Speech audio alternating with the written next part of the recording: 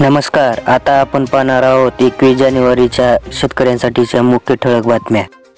येत्या खरीपापासून ई-पीक पाणी घरबसल्या होणार बंद. खोट्या नोंदीमुळे कृषी विभागाचा मोठा निर्णय. राज्यातील यावर्षी 40% ज्वारीचे क्षेत्र अडचणीत. ज्वारीचे दर वाढण्याची शक्यता.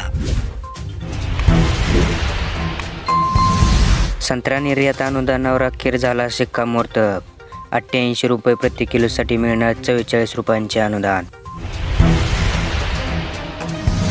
कापसाच्या 2 लाख गाठींची बाजारात आवक वाढल्याने दर खाली येण्याची शक्यता.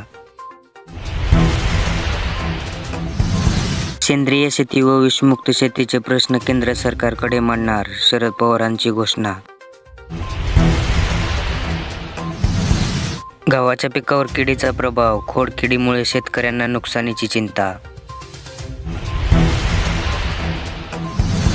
राम मंदिर उद्घाटनामुळे झेंडूच्या फुलाला मागणी वाढली, दरात दुपटीने वाढ.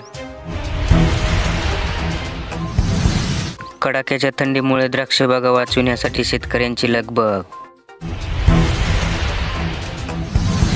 कांदा दरामध्ये घसरण सुरूच. कांदा 100 रुपये ते 3200 रुपये क्विंटलवर. शेतकऱ्यांना दुष्काळाची आणि अतिवृष्टीची मदत अद्याप नाही, शेतकरी हवालदिल. भूमी अभिलेखची अत्याधुनिक सुविधा केंद्रे 30 जिल्ह्यात सुरू होणार.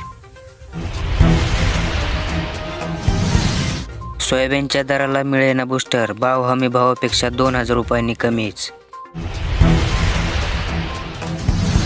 राज्यात 26 जानेवारीपर्यंत थंडीचा कडाका कायम राहणार.